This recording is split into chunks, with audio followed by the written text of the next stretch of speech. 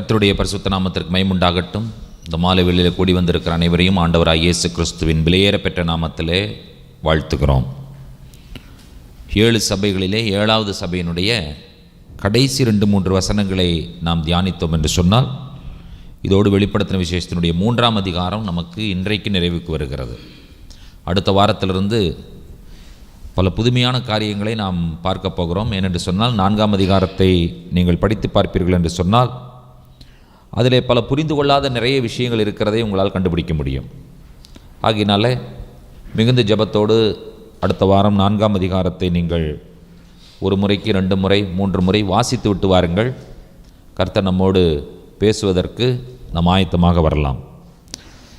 Laodicea சபை. Laodicea சபையை குறித்த காரியங்களை நான் உங்களுக்கு ஏற்கனவே, அந்த பட்டணத்தை குறித்த காரியங்களை நான் உங்களுக்கு சொல்லியிருந்தேன். அந்த பட்டணத்திலே பெரிய பெரிய பணக்காரர்கள் இருந்தார்கள், அதே போல் பிச்சைக்காரர்களும் இருந்தார்கள். பணக்காரர்கள் அதிகம் இருக்கும் இடத்திலே பிச்சைக்காரர்கள் இருப்பார்கள். காரணம், அவர்களிடத்திலிருந்து ஏதாவது கிடைக்கும் என்று சொல்வதற்காக. மிகப்பெரிய வியாபார ஸ்தலமாக இருந்தது. கருப்பு நிறமுடைய ஒரு துணியை விற்கக்கூடிய ஒரு மிகப்பெரிய வியாபாரம் அங்கே காணப்பட்டது. பேங்க் அங்கே இருந்தது. அந்த பகுதியிலேயே பட்டணம் என்று சொன்னால் அதைத்தான் பட்டணம் என்று புரிந்து கொள்வார்கள். இதை பின்னணியாக வைத்து இங்கிருக்கிற ஒரு சபைக்கு ஆண்டவர் கடிதம் எழுதும் பொழுது ஆண்டவர் சொல்லுகிற விஷயம் என்னவென்று கேட்டால், அந்த ஊரில் ஹெல்த் சென்டர் இருந்துச்சுன்னு சொன்னேன் உங்களுக்கு. கண்களுக்கெல்லாம் வைத்தியம் கொடுக்குற ஒரு மருத்துவமனை அவங்களை நிறைய வைத்திருந்தார்கள். அங்கே இருக்கிற கிளைமேட் ரொம்ப அற்புதமான ஒரு கிளைமேட் கண்டிஷன், நல்ல ஒரு கால சூழ்நிலை இருக்கக்கூடிய ஒரு நகரம் அந்த லவோதிக்கேயா நகரம். பணக்காரர்கள் மட்டுமே நிறைந்திருக்கிற ஒரு சபை. அடுத்தபடியாக எந்த குறையுமே இல்லாத காணப்பட்ட ஒரு சபை. வஸ்திரத்திற்கு குறைவில்லை, ஆகாரத்திற்கு குறைவில்லை,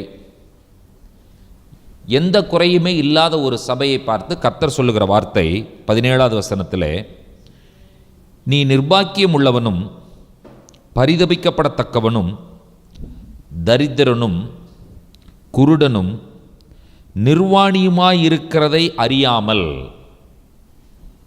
யாரை பார்த்து ஆண்டவர் சொன்னார்? ஏராளமான வஸ்திரம் இருக்கிறவனை பார்த்து கர்த்தர் சொன்னார், நீ நிர்வாணி என்று சொல்லி. கண்களுக்கு வைத்தியம் பார்க்கிறவனை பார்த்து ஆண்டவர் சொன்னார், நீ குருடன் என்று சொல்லி.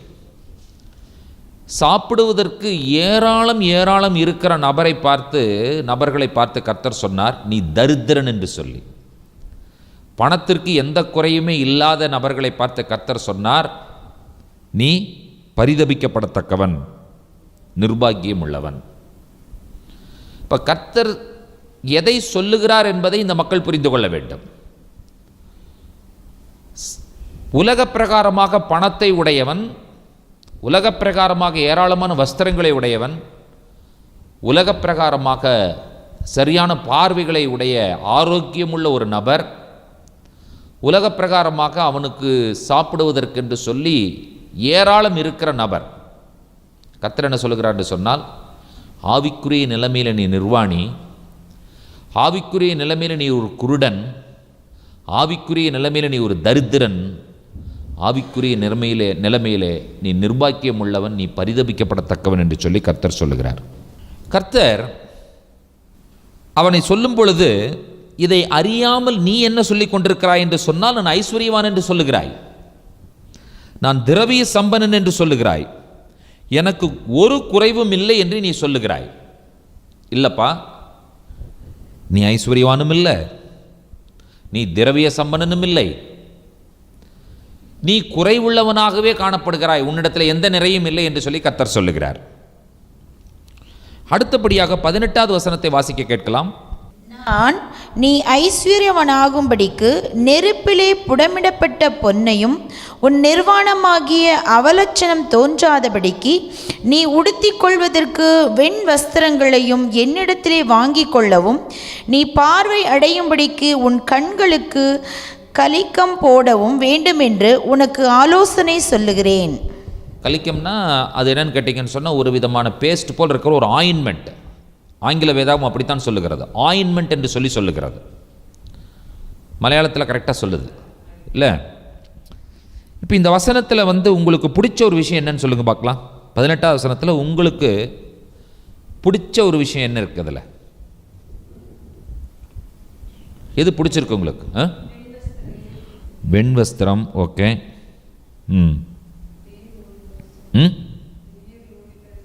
தீயில் ஊதி கழிச்ச பொண்ணு. கரெக்ட். வேற வேற யாருக்கு அது என்ன பிடிச்சிருக்கு? ஒவ்வொருத்தருக்கும் ஒன்று பிடிக்கலாம். அதாவது நம்ம பிடிச்சது தான் கேட்டேனே தவிர வேற ஒன்றும் கேட்கல. வேற என்ன பிடிச்சிருக்கு உங்களுக்கு? ஒவ்வொருத்தரும் சொல்லுங்க பார்க்கலாம். சொல்லுங்க. கரெக்டாக சொல்கிறீங்க நீங்கள் தான். ஆண்டவர் என்ன தெரியுமா சொல்கிறாரு? நீ வாங்கி கொள்ளணும்னு உனக்கு நான் ஒரு ஆலோசனை சொல்கிறேன்னார் ஆண்டவர். நீ வாங்கிக்கோ அப்படின்னு சொல்லி ஆண்டவர் திணிக்கலை. This is my humble counselling. நான் உனக்கு ஒரு ஆலோசனை சொல்கிறேன்ப்பா அப்படின்னு என்ன அர்த்தம்? நீங்கள் எடுக்கிறதுனா எடுக்கலாம், ரிஜெக்ட் பண்ணுனா ரிஜெக்ட் பண்ணலாம். கையை விரி, இந்தா உனக்கு இந்த வன்வஸ்திரம். கண்ணை மூடு, உன் கண்ணு மேலே நான் கலிக்கம் போடுகிறேன். கண்டிப்பாக உன்னையை கொண்டு போய் நெருப்பில் போடுறேன் நான் இல்லை. நம்முடைய ஆண்டவர் ரொம்ப சாஃப்ட், ரொம்ப ஜென்டில். யாரையும் போட்டு புஷ் பண்ணுறது கிடையாது.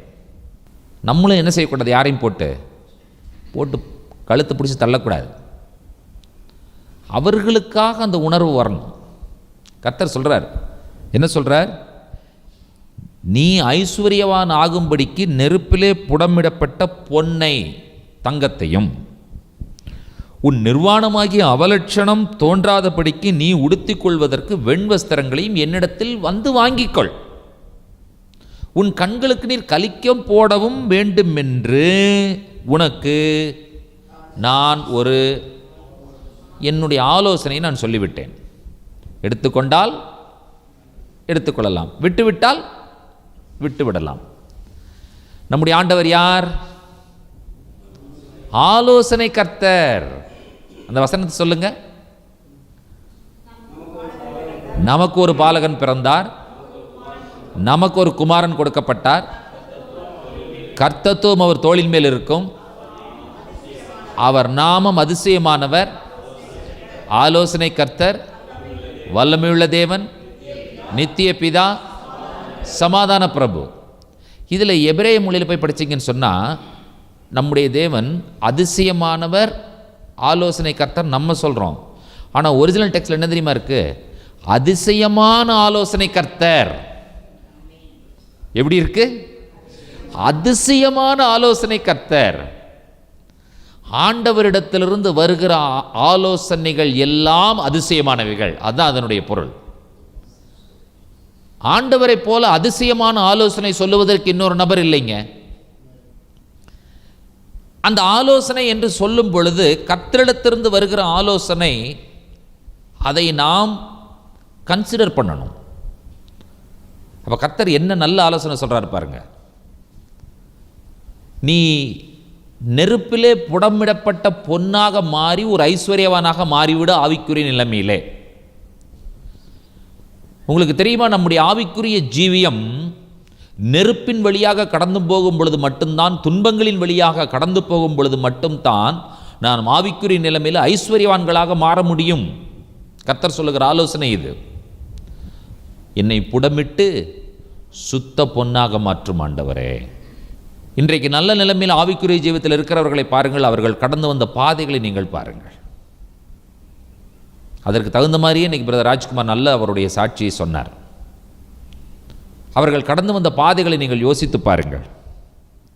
கர்த்தர் அடுத்த ஆலோசனை சொல்லுகிறார், நிர்வாணமாகி அவலட்சணம் தோன்றாதபடிக்கு. அப்போ ஆண்டவர் நாசுக்காக ஒரு விஷயத்தை சொல்லிட்டார். நீ நிர்வாணின்னு சொல்லி அவனை குற்றப்படுத்தலை, உனக்கு நீ நிர்வாணிப்பா அப்படின்னு டைரெக்டாக சொல்லலை ஆண்டவர். எவ்வளோ அழகாக சொல்கிறார் பாருங்க. நிர்வாணமாகி அவலட்சணம் தோன்றாதபடிக்கு என்னிடத்தில் வெண்வஸ்திரத்தை வாங்கிக்கொள். அப்போ இவனுக்கு என்ன புரிஞ்சிருக்கணும்? சுருக்குன்னு, ஓ நான் நிர்வாணமாக இருக்கிறேன் என்பது அவனுக்கு புரிஞ்சிருக்கணும் இல்லையா? அடுத்தது, நீ பார்வையடையும்படிக்கு உன் கண்களுக்கு கலிக்கம் போடவும். அப்போ ஆவிக்குரிய நிலைமையிலே இவன் ஐஸ்வர்யவானாய் இல்லை, இவன் தரித்திரனாய் இருக்கிறான். ஆவிக்குரிய நிலைமையிலே இவனுக்கு வஸ்திரம் இல்லை, ஆவிக்குரிய நிலைமையிலே இவன் நிர்வாணியாய் இருக்கிறான். இவனுடைய உள்ளான மனக்கண்கள் பார்வையடையாமல் இருக்கிறது. உன்னுடைய மனக்கண்கள், உள்ளான மனக்கண்கள் திறக்கப்பட்டால் நலமாயிருக்கும். உன் ஆவிக்குரிய ஜீவன் வஸ்திரத்தினால் மூடப்பட்டிருந்தால் நலமாயிருக்கும். ஆவிக்குரிய நிலைமையில் நீ ஐஸ்வர்யவானாய் இருந்தால் நீ நலமாயிருக்கும். ஏராளமான பொன்னும் வெள்ளியும் ஏராளமான செல்வங்களையும் வைத்து கொண்டிருக்கிற நபர்கள், இந்த சபையில் இருக்கிற மக்கள், அவர்களை பார்த்து கர்த்தர் சொல்லுகிற ஆலோசனை தான் இது. ஆண்டவர் ஒரு விஷயத்தை அழகாக சொல்லுகிறார். நான் நேசிக்கிறவர்களோ அவர்களை கடிந்து கொண்டு சிட்சிக்கிறேன், ஆகையால் நீ ஜாக்கிரதையாக இருந்து மனம் திரும்பு. அதாவது கடிந்து கொண்டு சிட்சிப்பது அன்பில் ஒரு பகுதி. அது that is a part of love. எத்தனை பேர் அதை ஒத்துக்கிறீங்க? கையெல்லாம் தூக்கும், ஒத்துக்குவோம். ஆனால் யாராவது செஞ்சால் நமக்கு அது ஒத்து வராது. யாராவது செஞ்சால் ஒத்துக்குவோமா? நமக்கு எப்போவுமே என்ன பண்ணிடணும்னு சொன்னால் தடவி கொடுத்துட்டே இருக்கணும். You are right, you are okay. என்றைக்காவது ஒரு நாள் யூ ஆர் நாட் ஓகேன்னு சொல்லி பாருங்க. அப்போ தான் உள்ளே இருக்கிற எல்லா உயிரினங்களும் வெளியே வரும். என்னென்ன ஜீவராசிகள் உள்ளே இருக்குதுங்கிறத அப்போ தான் கண்டுபிடிக்கலாம். பாம்பு, பல்லி, தேளு, பூராம், பெருச்சாளி எல்லாமே வெளியே வரும். ஓ, உங்களுக்குள்ளே இவ்வளோ ஜீவராசிகள் இருக்கதான்னு அப்போ தான் கண்டுபிடிக்க முடியும். நீங்கள் அன்பு என்று சொல்லும் பொழுது ஒரு பகுதி தான் முத்தம் கொடுப்பது, அரவணைப்பது, ஆதரவாக பேசுவது, தட்டி கொடுப்பது. 50% ஆஃப் லவ்வில் என்ன தான் இருக்கும்னு கேட்டிங்கன்னு சொன்னால் திட்டுவது, உதைப்பது, குட்டுவது, பேசுவது, அடிப்பது, இதெல்லாம் 50%. எங்கே 50% திட்டுறதும் உதைக்கிறதும் குட்டுறதும் குறை சொல்கிறதும் இல்லையோ அங்கே அன்பு பூரணப்படவில்லை என்பது அதனுடைய பொருள். எங்கே வெறும் அரவணைப்பும் அன்பும் பாசமும் தடவி கொடுத்தலும் நீவி கொடுத்தலும் இருக்கிறதோ அங்கே டேஞ்சர் இருக்குதுன்னு அர்த்தம். அதே போல் எங்கே வெறும் தட்டுறதும் குட்டுறதும் திட்டுறதும் உதைக்கிறதும் அடிக்கிறதும் மட்டும் இருக்கோ அதுவும் டேஞ்சர் இருக்குன்னு அர்த்தம். 50-50, பாதிக்கு பாதி. எந்த அளவு நேசிக்கப்படுகிறோமோ அந்த அளவிற்கு திருத்தப்படுகிறோம், சிட்சிக்கப்படுகிறோம். கர்த்தர் அப்படிதாங்க. அதற்கு பேர் பூரண அன்பு. அதற்கு பேர் என்னது? பூரண அன்பு. பூரண அன்பு என்று சொல்லும் பொழுது நீங்கள் என்ன செஞ்சாலும் பேசாமே இருக்கிறது என்பது பூரண அன்பு கிடையாது. கர்த்தர் சொல்லுகிறார், நான் நேசிக்கிறவர்கள் எவர்களோ அவர்களை கடிந்து கொண்டு சிட்சிக்கிறேன். அதாவது ஒரு குடும்பத்தில் பார்த்தீங்கன்னு சொன்னால் அம்மா அப்பா பிள்ளைகளை கடிந்து கொண்டே இருக்கிறார்கள். காலையில் சாப்பாடு கொடுப்பாங்க 8 மணிக்கு, 9 மணிக்கு அடி விழுகும். கரெக்டா? எத்தனை பேருக்கு புரியுது நான் என்ன சொல்கிறேன்னு சொல்லி? 8 மணிக்கு சாப்பாடு பிரேக்ஃபாஸ்ட், 9 மணிக்கு அடி விழுகும். நாங்கள் ஏதாவது தப்பு பண்ணிட்டோன்னு வச்சுக்கோங்களேன், நானும் என் தம்பியும் தப்பு பண்ணிட்டேன்னா எங்கள் அம்மாவும் எங்கள் அப்பாவும் பேசுவாங்க. பேசிட்டு என்னமோ பேசிகிட்டு இருப்பாங்க. உடனே அடிக்க மாட்டாங்க. அடிச்சுட்டா சாப்பிட மாட்டானுங்கன்னு சொல்லி வெயிட் பண்ணிகிட்டு இருப்பாங்க. எதுக்குன்னு? அடிக்கிறதுக்கு. உட்கார வச்சு நல்ல சந்தோஷமாக பேசிகிட்டு இருப்பாங்க. தோசை கிடைக்கும், முட்டை கிடைக்கும், எல்லாமே கிடைக்கும். நைட்டு ஈவினிங் ஒரு 8 மணிக்கு சாப்பிடுவோம். சாப்பிட்டு முடிச்சதுக்கப்புறம் எங்கள் அப்பா 2 பேர் இங்கே வாங்க அப்படிம்பாரு. முழங்கால் போடு. என்னடா சாப்பிடும்போது நல்லதாக இருந்துச்சு, அதுக்குள்ளே என்னடா நடந்துச்சுன்னு பார்த்தா குச்சி எடுத்து கையில் வச்சுருப்பார். அதுக்கப்புறம் தான் பட்டுன்னு ஒன்று விழுகும். விழுந்ததுக்கப்புறம் தான் கேட்பார், யார் இதை பண்ணினது, எப்போ பண்ணினீங்க? 9 மணி வரைக்கும் ஏன் வெயிட் பண்ணுறாங்க? 6 மணிக்கு அடிக்கலாம். ஆனால் யார் அடிச்சுட்டா அதுக்கப்புறம் அழுது சாப்பிடுவோமா? அன்றைக்கி பட்டினி தான் கிடக்கணும். தாயும் தகப்பனும் என்ன நினைக்கிறாங்கன்னா, அவன் பட்டினி கிடக்கக்கூடாது என்பது நேசம், ஆனால் அவன் தவறு செய்யக்கூடாது என்பதும் நேசம். அதற்காக திருத்துகிறார்கள். அதனால் என்ன பண்ணுறதுன்னா, நல்ல சாப்பாட்டை கொடுத்ததுக்கப்புறம் வெளுன்னு வெளுக்கிறது. அதுக்கப்புறம் காலையில் சரியாயிருமில்ல, படுத்து இங்கே எந்திரிச்சு அப்புறம் காலையில் சாப்பிடாமையே பிறக்க போகிறோம். அதுக்கப்புறம் காலையில் எந்திரிச்சு வாப்பா அப்படின்னு கூப்பிட்டு அரவணைச்சா அதுக்கப்புறம் காலையில் 8 மணிக்கு பிரேக்ஃபாஸ்ட் கொடுத்தா சரியாக போயிடும். இது யார்? அம்மா அப்பா. இதை அம்மா அப்பா மட்டும்தான் செய்வாங்க. சிலர் பிள்ளைகள் என்ன தெரியுமா நினைப்பாங்க, எதுத்தாலும் ஒரு அங்கிள் இருக்கிறாரு, ஆண்டி இருக்கிறாங்க, சித்தப்பா இருக்காரு, பெரியப்பா இருக்கிறாரு, மாமா இருக்கிறாரு, அத்தை இருக்கிறாங்க, சர்ச்சுக்கு போகிறோம் பாஸ்டர் இருக்கிறாரு, எத்தனையோ பேர் இருக்கிறாங்க, அவங்கெல்லாம் ஒன்றுமே சொல்கிறதில்ல, எங்கள் அம்மா அப்பா மட்டும்தான் என்னை எப்பொழுதும் திட்டிகிட்டே இருக்கிறாங்க. அவங்க தான்ப்பா திட்டுவாங்க, அவங்களுக்கு தான் உன் மேலே பூரண அன்பு இருக்கிறது. கரெக்டா? வேற யாருக்கு பூரண அன்பு இருக்கும்? பூரண அன்பு யாரிடத்தில் இருக்கிறது என்பதை எப்படி கண்டுபிடிப்பது? நான் தவறு செய்யும் பொழுது என்னை திட்டுகிறார்கள் என்று சொன்னால் அவர்களுக்கு என் மேலே பூரண அன்பு இருக்கிறது என்று பொருள். கர்த்தர் தெளிவாக சொல்லுகிறார், நான் நேசிக்கிறவர்கள் எவர்களோ அவரை கடிந்து கொண்டு சிட்சிக்கிறேன். ஆகையால் நீ ஜாக்கிரதையாக இருந்து என்ன செய், மனம் திரும்பு என்று சொல்லி ஆண்டவர் சொல்லுகிறார். ஆகினாலே தான் நேசிக்கிற புத்திரனை ஆண்டவர் என்ன செய்கிறார்? கடிந்து கொண்டுகிறார், சிட்சிக்கிறார் என்று பொருள். அப்போ நீங்கள் என்ன புரிஞ்சுக்கணும்னு சொல்லி கேட்டீங்கன்னு சொன்னால், ஏதாவது ஒரு விஷயத்தை பாஸ்டர் சர்ச்சிலிருந்து ஒரு விசுவாசியை தனியாக கூப்பிட்டு, பிரதர் நீங்கள் இப்படி பண்ணுறீங்க, சிஸ்டர் இப்படி பண்ணுறீங்க, இப்படி பண்ணக்கூடாதுன்னு சொன்னால் அது எப்படி அவர் சொல்லலான்னு சொல்லி உள்ளே இருக்கிற மிருகங்கள்லாம் வெளியே வந்துடக்கூடாது இல்லையா? என்னை நேசிக்கிறார், ஆகினால் என்னை கூப்பிட்டு சொல்லுகிறார். என் மேல் இருக்கிற அன்பு. ஒரு ராஜ்குமாரே எடுத்துக்கோங்க, நல்லா பாடுறார், பிரதர் நல்லா பாடுறீங்கன்னு ஒவ்வொரு நாளும் சொல்லிட்டு இருக்கேன். ஆனால் ஏதாவது தவறு செஞ்சால் எதுவுமே சொல்லின்னு வச்சுக்கோங்களேன், நான் அவரை நேசிக்கிறேன்னு அர்த்தமா? இல்லை, கூப்பிட்டு சொல்லணும்.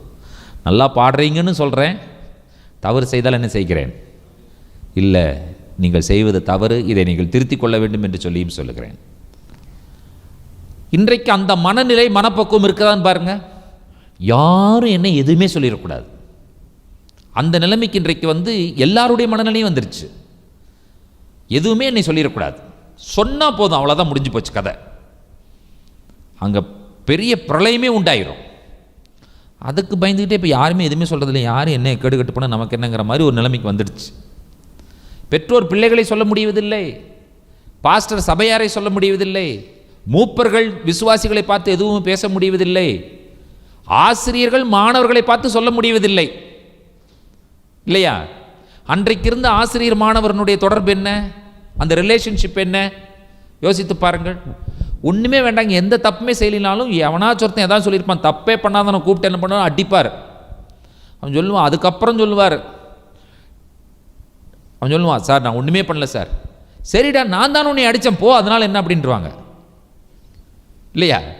அந்த காலத்தில் முழங்கால போட்டுட்டு இந்த பாதங்காலில் அடி விழுகும்.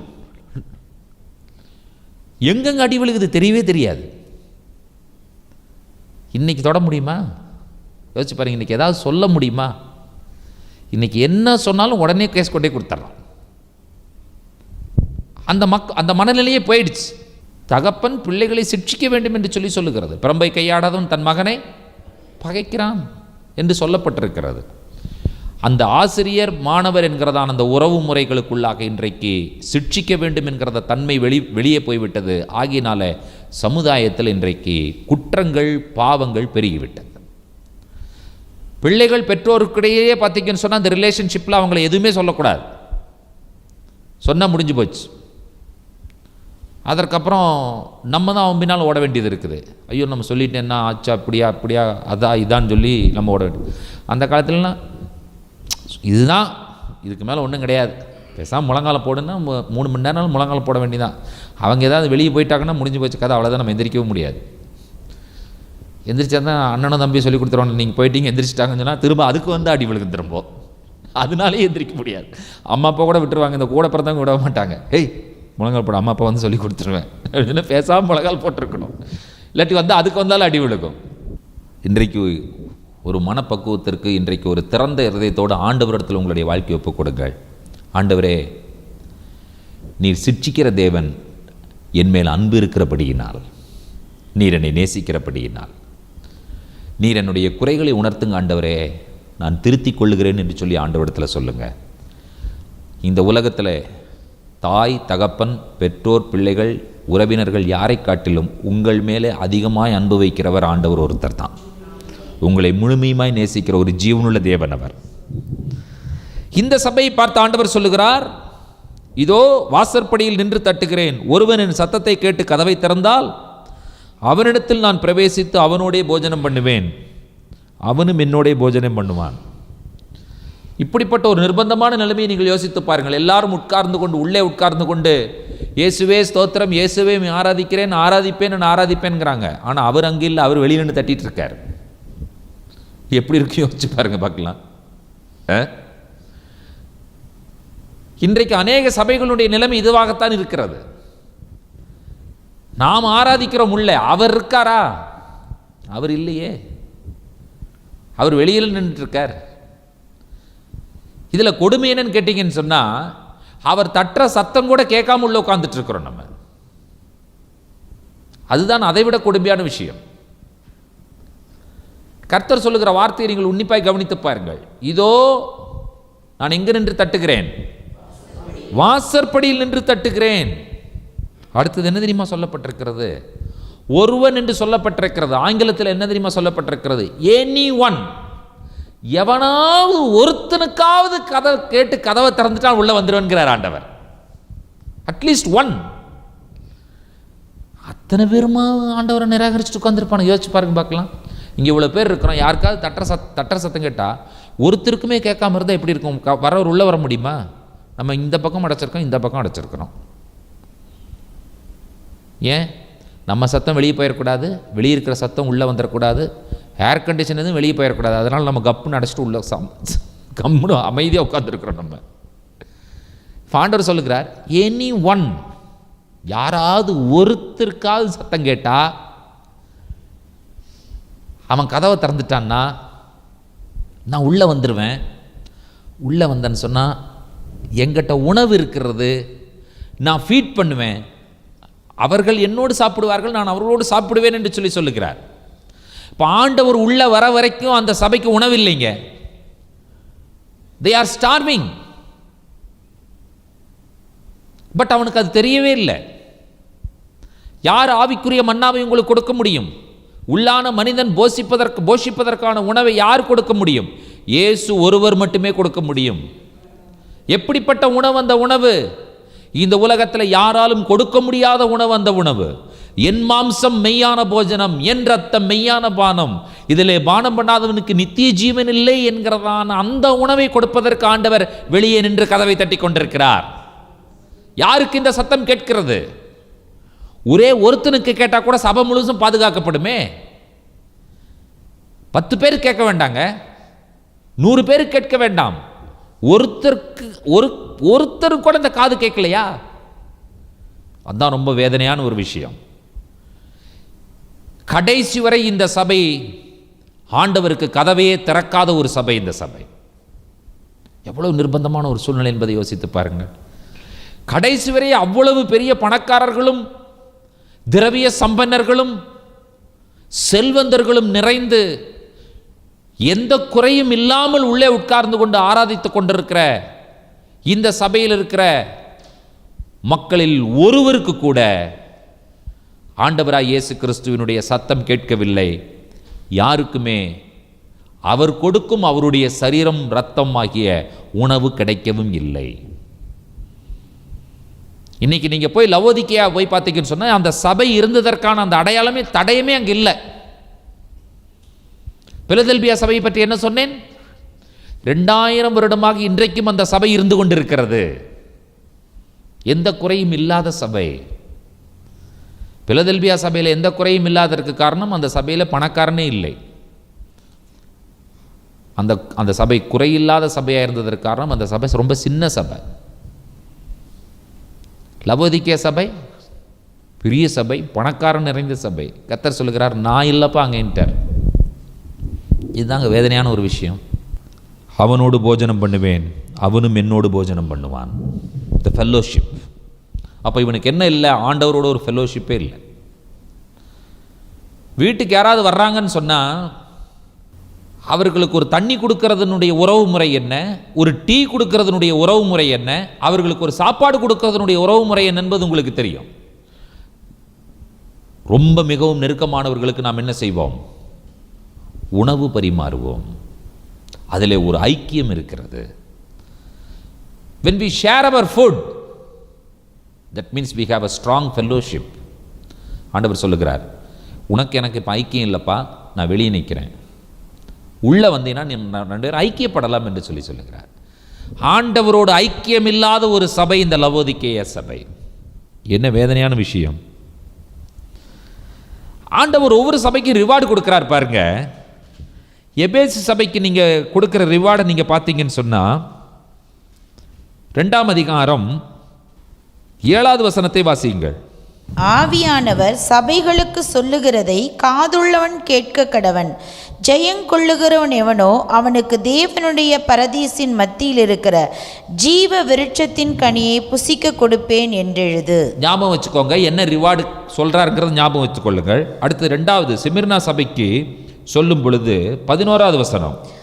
ஆவியானவர் சபைகளுக்கு சொல்லுகிறதை காதுள்ளவன் கேட்க கடவன். ஜெயங்கொள்ளுகிறவன் 2ஆம் மரணத்தினால் சேதப்படுவதில்லை என்றெழுது. இதையும் ஞாபகம் வைத்துக் கொள்ளுங்கள்.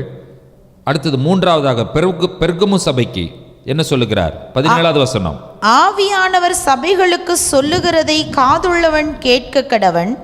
ஜெயங்கொள்ளுகிறவன் அவனுக்கு நான் மறைவான மன்னாவை புசிக்க கொடுத்து அவனுக்கு வெண்மையான குறிக்கல்லையும் அந்த கல்லின் மேல் எழுதப்பட்டதும் அதை பெறுகிறவனே அன்றி வேறொருவனும் அறியக்கூடாததுமாகிய புதிய நாமத்தையும் கொடுப்பேன் என்றெழுது. ஞாபகம் வைத்துக் கொள்ளுங்கள். தியத்தீரா சபை அதற்கு என்ன சொல்லுகிறார் என்பதை பாருங்கள். 26வது வசனம். ஜெயங்கொண்டு முடிவு பரியந்தம் என் கிரியைகளை கை கொள்ளுகிறவன் எவனோ அவனுக்கு நான் என் பிதாவினிடத்தில் அதிகாரம் பெற்றது போல ஜாதிகள் மேல் அதிகாரம் கொடுப்பேன். அடுத்தது 5வதாக சர்தை சபைக்கு என்ன சொல்லுகிறார் என்பதை பாருங்கள். 5வது வசனம். 3ஆம் அதிகாரம் 5வது வசனம். ஜெயங்கொள்ளுகிறவன் எவனோ அவனுக்கு வெண் வஸ்திரம் தரிப்பிக்கப்படும். ஜீவ புஸ்தகத்திலிருந்து அவனுடைய நாமத்தை நான் கிறுக்கி போடாமல் என் பிதா முன்பாகவும் அவருடைய தூதர் முன்பாகவும் அவன் நாமத்தை அறிக்கையிடுவேன். இப்பொழுது 6வதாக பிலதெல்பியா சபைக்கு ஆண்டவர் சொல்லுகிற விஷயம் 3ஆம் அதிகாரம் 12வது வசனம். ஜெயங்கொள்ளுகிறவன் எவனோ அவனை என் தேவனுடைய ஆலயத்திலே தூணாக்குவேன். அதினின்று அவன் ஒரு காலம் நீங்குவதில்லை. என் தேவனுடைய நாமத்தையும் என் தேவனால் பரலோகத்திலிருந்து இறங்கி வருகிற புதிய எருசலேமாகிய என் தேவனுடைய நகரத்தின் நாமத்தையும் என் புதிய நாமத்தையும் அவன் மேல் எழுதுவேன். இதெல்லாம் படிச்சிட்டீங்கல்ல? இப்போ நீங்கள் லவோதிக்கேயா சபைக்கு சொல்கிறத நீங்கள் படிச்சு பாருங்க, என்ன சொல்கிறார் என்று சொல்லி. 3ஆம் அதிகாரம் 21வது வசனம். நான் ஜெயங்கொண்டு என் பிதாவினுடைய சிங்காசனத்திலே அவரோடே கூட உட்கார்ந்தது போல ஜெயங்கொள்ளுகிறவன் எவனோ அவனும் என்னுடைய சிங்காசனத்தில் என்னோடே கூட உட்காரும்படிக்கு அருள் செய்வேன். கர்த்தர் சொல்றார் பாருங்க, என்ன சொல்றாரு சொல்லி. ஜெயம் கொள்ளுகிறவன் எவனோ அவனும் என்னுடைய சிங்காசனத்தில் என்னோடே கூட உட்காரும்படிக்கு அருள் செய்வேன். இந்த ரிவார்டு இந்த கடன் இவ்வளோ 6 சபைக்கு ஏதாவது இவ்வளோ ஹையஸ்ட் ரிவார்டு இருக்கான்னு பாருங்க. எல்லாமே நல்லது தான், நான் எதையுமே குறை சொல்லலை. கம்பேரிட்டிவாக நீங்கள் கம்பேர் பண்ணி பாருங்க, எதுக்கு பெஸ்ட்டு? அவர் உட்கார சேர்,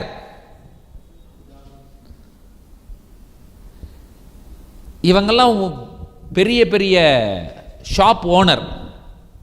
இவங்க எங்கே உட்கார்ற ஆளுக்க? கல்லாப்பெட்டியில் உட்கார்ந்துட்டு பெரிய சேரில் கல்லாப்பெட்டியில் உட்கார்ற ஆட்கள். ஒருத்தனுக்கு எந்த குறையும் கிடையாது. பெரிய பெரிய ஆம் சேர்ஸில் பணப்பெட்டி முன்பாக உட்கார்ந்திருக்கிற நபர்கள் இவர்கள். அவர்களை பார்த்து ஆண்டவர் சொல்லுகிறார், நான் ஜெயம் கொண்டு என் பிதாவினுடைய சிங்காசனத்தில் அவரோடு கூட உட்கார்ந்தது போல ஜெயம் கொள்ளுகிறவன் எவனோ அவனும் என்னுடைய சிங்காசனத்தில் எனக்கு பக்கத்திலே என்னோடு கூட உட்காரும்படிக்கு நான் அருள் செய்வேன். இந்த பாக்கியம் யாருக்கு கிடைக்குங்க? sitting next to Jesus with the same chair. What a wonderful benefit, what a wonderful blessing this is. ஆனால் வேதனையான விஷயம் என்ன தெரியுமா? அவன் கடைசி வரைக்கும் கதவையும் திறக்கல, கடைசி வரைக்கும் ஆண்டவர் கொடுக்குற போஜனத்தை சாப்பிடவும் இல்லை, கடைசி வரைக்கும் அவன் ஜெயம் எடுக்கவும் இல்லை. தடயங்களே இல்லாமல் இப்படிப்பட்ட ஒரு சபை இங்கே இருந்தது என்பதற்கான ஒரு துளி ஆதாரம் கூட இல்லைங்க. மற்ற சபைகளாவது பார்த்தீங்கன்னு சொன்னால் ஏதோ ஒரு கல் தூண் நிற்கும், அகழ்வாராய்ச்சியில் தோண்டி பார்த்தா ஏதோ ஒரு ஜன்னல் தெரியுது, ஒரு கல் தெரியுது, ஒரு அஸ்திபாரம் தெரியுதுங்கிறத மாதிரியாவது இருந்தது. மற்ற சர்ச்சுகளுக்கெல்லாம் எங்கே எப்படி இருந்ததுங்கிறத வீடியோலாம் நான் போட்டு காண்பித்தேன். இதுக்கு என்னதை போட்டு காமிக்கிறது? லேப்டாப்பே எல்லாம் வெறுங்கையோடு வந்துட்டேன் பாருங்கள். நான் என்ன காரணம்? ஒன்றுமே இல்லை, இருந்தால் தானே கொண்டு வந்து ஏதாவது காண்பிக்கிறதுக்கு. நான் அவ்வளோ வேதனையான ஒரு விஷயம். ஆண்டவரே, நீர் வரும் பொழுது என்னுடைய நிர்வாணம் காணப்படாதபடிக்கு ரட்சிப்பின் வஸ்திரத்தினால் என்னை உடுத்துவியும். ஆண்டவரே, என் தேசம் நிர்வாணமாக இருக்கக்கூடாது, ரட்சிப்பின் வஸ்திரத்தினால் என்னுடைய தேசம் ஆண்டவரே உடுத்துவிக்கப்பட்டிருக்க வேண்டும். ஆண்டவரே, கண்களை மூடுவோம் ஆண்டவருடைய பிரசன்னத்தில். இறுதி ஜெபத்தை செய்வதற்கு பிரதர் ஜான் வெஸ்லி அண்ணனை முன்பாக அழைக்கிறேன். இறுதி ஜெபத்தை ஏறெடுக்கும்படி அன்போடு கேட்கிறேன். உயிருள்ள தேவனே, உம்மை நோக்கி ஆண்டவரே சோத்திரம் சோத்திரம் சோத்திரம். பார்க்கக்கூடிய ஆண்டவரே, கண்களையும் ஆண்டவரே கொடுத்த தேவனுக்கு நன்றி ஐயா. உம் சமூகத்தில் எங்களை அர்ப்பணிக்கிறோம் ஐயா. கேட்ட உயிருள்ள வார்த்தையின்படியாய் கர்த்தாவே சோத்திரம். ஆமேன் ஆண்டவரே.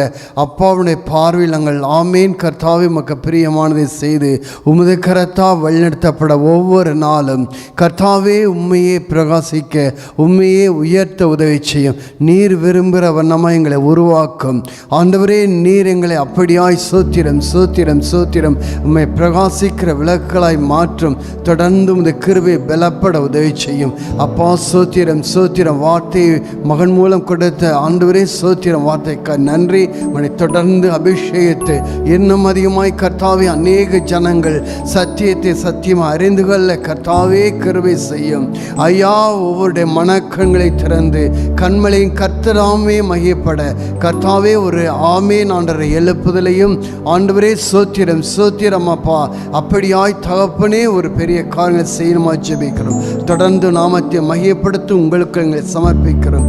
சகல துதி கனம் மகிமையெல்லாம் உங்களுக்கே செலுத்தி முத கரத்திலிருந்து ஜீவ கிருபைகளை பெற்றுக்கொள்கிறோம் பரலோக பிதாவே. ஆமென். நம்முடைய கர்த்தராகிய இயேசு கிறிஸ்துவின் கிருபையும் பிதாவாகிய தேவனுடைய அன்பும் பரிசுத்த தேவாவியானவருடைய அந்யோன்ய ஐக்கியமும் சிநேகமும் நம்மனைவரோடும் கூட கர்த்தருடைய வருகை பரிந்தும் நீடித்து நிலைத்திருப்பதாக. ஆமென்.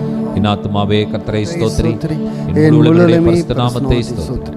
என் ஆத்துமாவே கர்த்தரை ஸ்தோத்திரி, கர்த்தர் செய்த சகல உபகாரங்களையும் மறவாதே. ஆமென் ஆமென் ஆமென். ஹல்லேலூயா.